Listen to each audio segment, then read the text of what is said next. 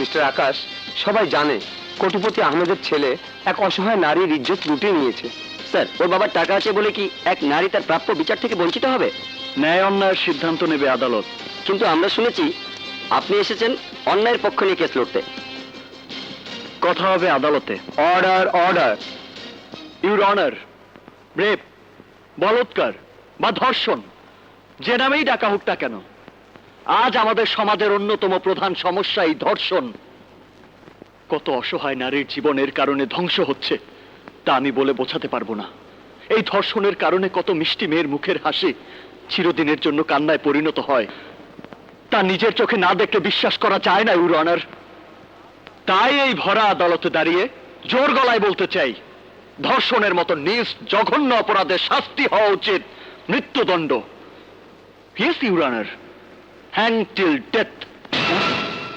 কি ব্যাপার? এটা কি আপনার ছেলের পক্ষে লড়তে এসেছে না তার বিপক্ষে লড়ছে? দেখি না। ইউর অনার, আমি ভেবে অবাক হই, যেখানে এমন ঘৃণিত অপরাধের শাস্তি হওয়া উচিত ছিল 302 ধারায়, সেখানে ধর্ষণের অপরাধকে বিচার করা হয় 310 ধারায়, যে ধারার আওতায় মামনি ধমকানো বা উত্ত্যক্ত করার মতো অপরাধকে বিবেচনায় আনা হয়। ধর্ষণের জন্য সর্বোচ্চ অপরাধের শাস্তি মাত্র 7 বছরের জেল।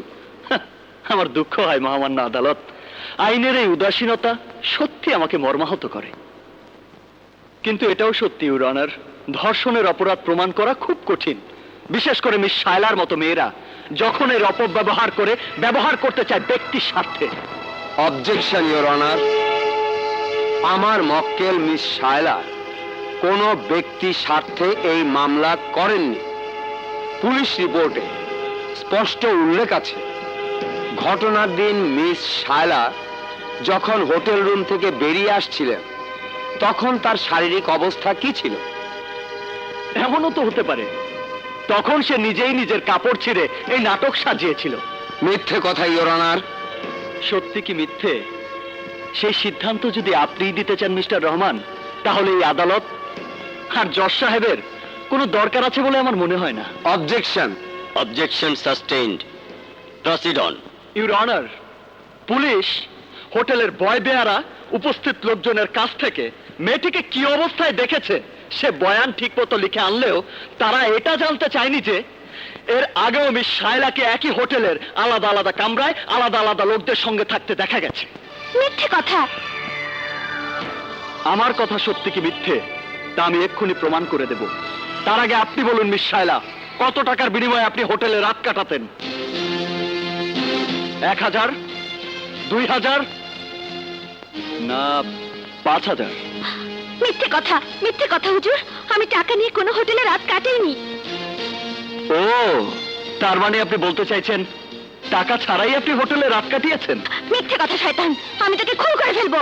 হতে পারে, যে মেয়ে ধান্দা করে, ব্ল্যাকমেইল করে, সুযোগ পেলে সে মানুষও খুন করতে পারে, এটাই তো স্বাভাবিক।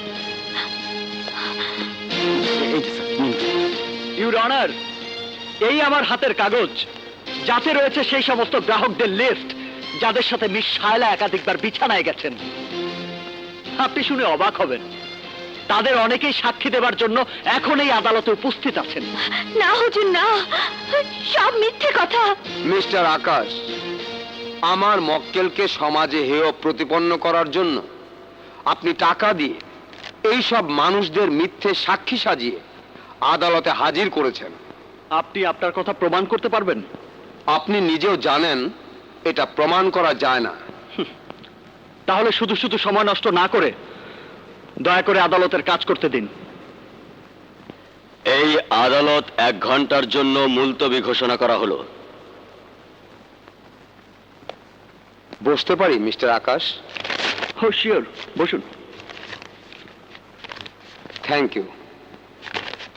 শায়লার মতো একটা ভালো মেয়েকে রাস্তার মেয়ে প্রমাণ করে কাজটা আপনি ভালো করছেন না মিস্টার আকাশ? এ তো কিছুই নয় মিস্টার হাসান আহমেদ। এরপর আমি ওর নামে মানহানির কেস করব 10 লাখ টাকার, তারপর ব্ল্যাকমেল করার জন্য কেস করব আরো 5 লাখ টাকার।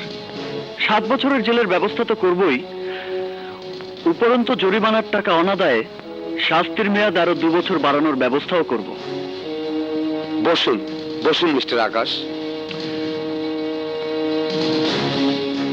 ঠান্ডা মাথায় আমি আপনাকে একটা প্রস্তাব দিচ্ছি।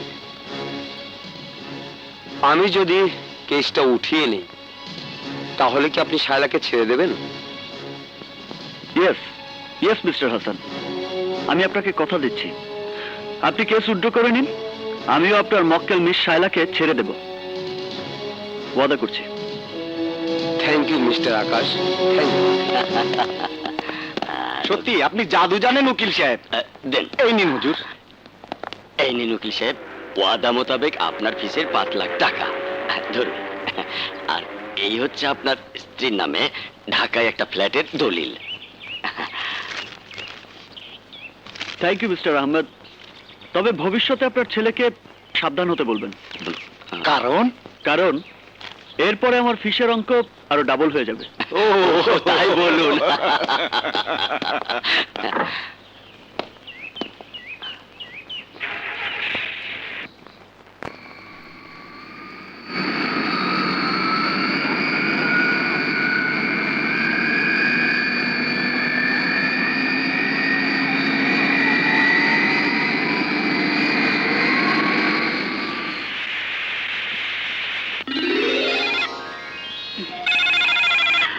হ্যালো, এখন কি করছো জান?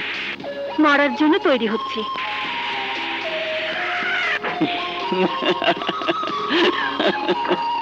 হায় হায়, তোমার বুকের গহীন সাগরে ডুবে আমি তো সেই কবেই মরে আছি ডার্লিং।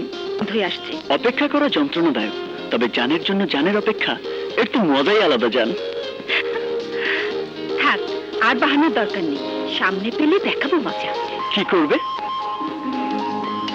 কি করব কি করব কি করব প্রথমে প্রথমে ধাক্কা দিয়ে তোমাকে বিছানায় ফেলবো, তারপর?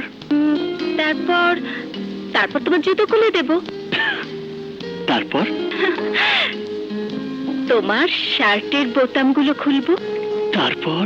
তারপর তোমাকে তোমাকে তারপর? তারপর আমাকে কি কি করবে শুনি?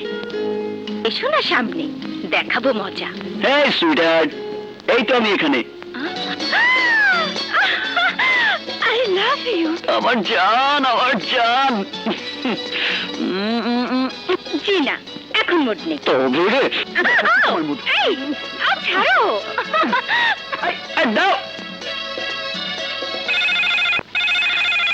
এই সময় আহা, দাঁড়াও দেখছি। বাধ্য। ও, আও, হ্যালো, মা নূপুর, তুমি ভালো আছো তো মা? আকাশ এসেছে? হ্যাঁ বাবা এসেছে। এই, ভেরি গুড। শোনো মা, ওকে বলবে কাল সন্ধ্যায় ক্লাবে জরুরি মিটিং আছে, ও যেন তোমাকে নিয়ে চলে আসে। ওকে?